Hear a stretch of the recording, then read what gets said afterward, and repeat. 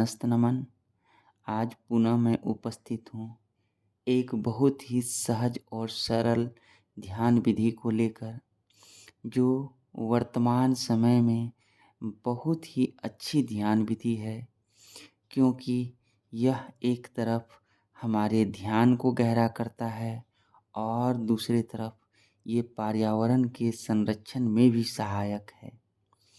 यह ध्यान विधि परम गुरु ओशो ने दिया है और इस ध्यान विधि का नाम है वृक्ष से मैत्री, अर्थात पेड़ पौधों से दोस्ती की ध्यान विधि है।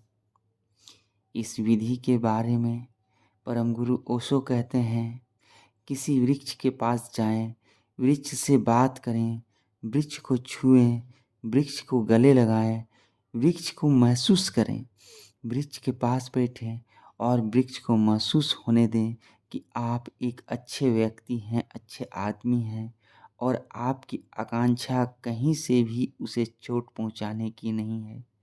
वर्तमान समय में प्रायः हम सब ऐसे हो गए हैं कि वृक्षों के पास जाकर भी उनसे मैत्री नहीं कर पाते। ऐसा लगता है कि वृक्ष जैसे कोई वस्तु है, जबकि ऐसी स्थिति नहीं है। वास्तव में वृक्ष भी प्राणवान है और हम महसूस करें तो महसूस कर पाएंगे, या कोशिश करें तो महसूस कर पाएंगे कि इसमें प्राण है, उतना ही जितना किसी दूसरे व्यक्ति में या मुझ में है।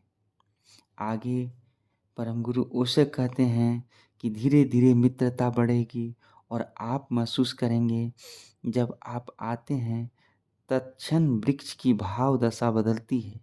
आपको बिल्कुल पता चलेगा, जब आप आएंगे तो वृक्ष की छाल पर बहुत ही ऊर्जा प्रवाह का अनुभव होगा। आपको स्पष्ट बोध होगा कि जब आप वृक्ष को छूते हैं तो आप एक बच्चे की तरह, एक प्रियतम की तरह आनंदित होते हैं।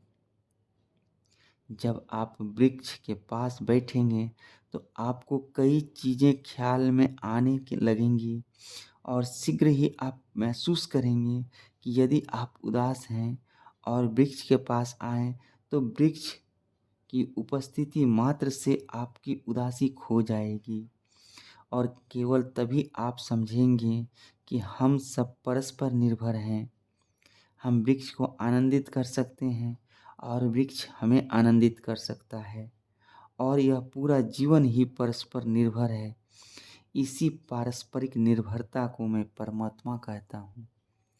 तो मित्रों, आज की यह बहुत ही सहज, सरल और छोटी सी ध्यान विधि है। इसे ज़रूर आजमाएं। यह ध्यान विधि न सिर्फ हमें हमारे ध्यान को गहरा करता है, बल्कि यह पर्यावरण के संरक्षण के लिए भी अति आवश्यक है। आज के ध्यान विधि में इतना ही। पुनः मैं किसी दूसरे ध्यान विधि के साथ फिर मिलूँगा। तब तक के लिए धन्यवाद। प्रणाम। ध्यानस्थ नमन।